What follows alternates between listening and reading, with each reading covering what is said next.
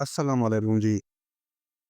آج 3 جون ہے اور 3 جون 1966 کو آج ہی کے دن دنیا کرکٹ کے ایک عظیم فاسٹ بالر کا جنم ہوا تھا، جن کو the greatest left arm fast bowler ever کہا جاتا ہے۔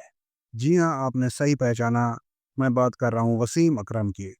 وسیم اکرم جو دنیا کرکٹ کے چند عظیم ترین فاسٹ بالرز میں سے ایک مانے جاتے ہیں، وہ 3 جون 1966 کو لاہور میں پیدا ہوئے تھے اور وسیم اکرم کا کیریئر بہت ہی عمدہ رہا تھا۔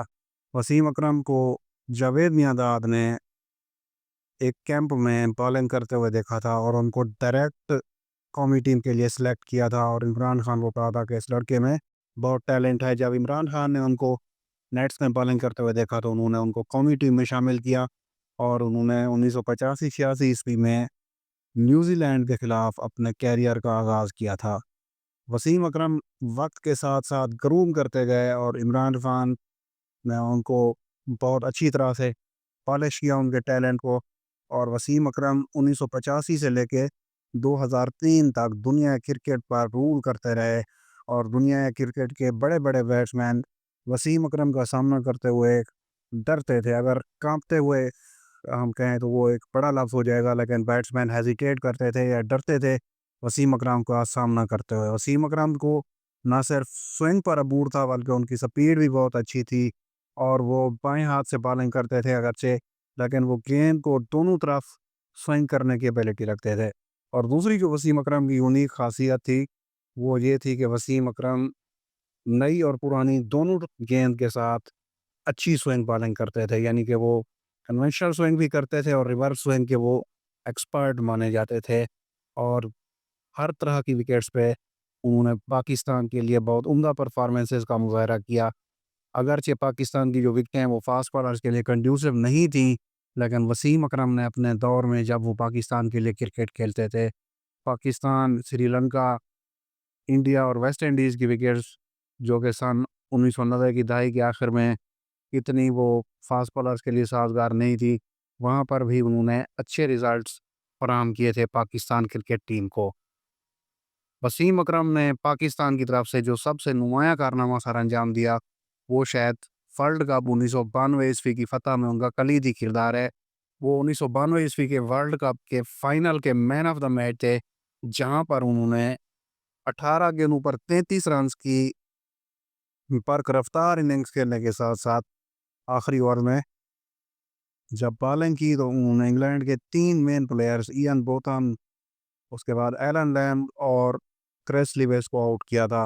خاص طور پہ جب انہوں نے ایلن لیمب اور نیل فیئر برادر کی پارٹنرشپ توڑی تھی تو وہ میچ کا کرنچ پوائنٹ ثابت ہوا، اور اس کے بعد پھر پاکستان نے دوبارہ انگلینڈ کو اس میچ میں واپس آنے نہیں دیا تھا۔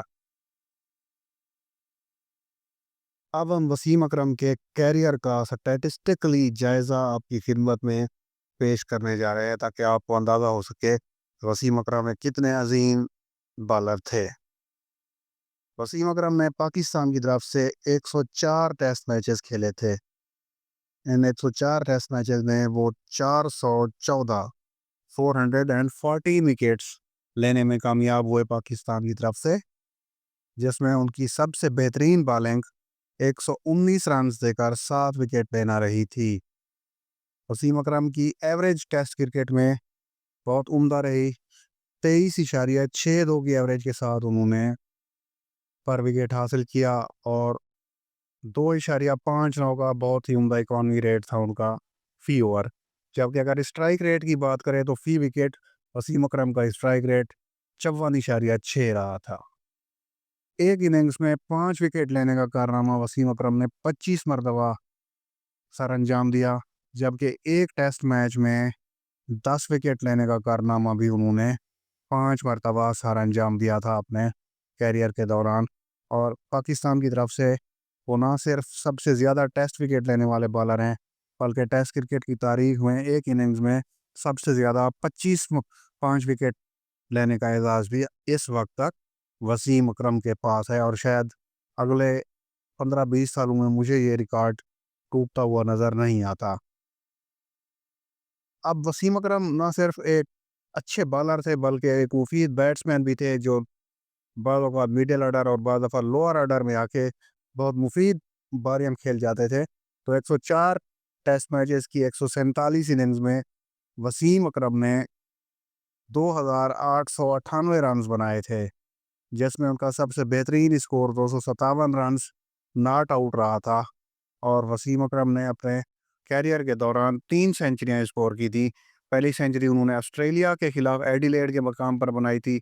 دوسری سینچری انہوں نے 1996-97 میں اس وقت بنائی تھی جب پاکستان زمبابوے کے خلاف مشکلات کا شکار تھا، اور انہوں نے 9 وکٹ کی شراکت میں سکلین کے ساتھ ایک ریکارڈ پارٹنرشپ بنائی تھی اور 257 رنز بنا کر وہ ناٹ آؤٹ رہے تھے۔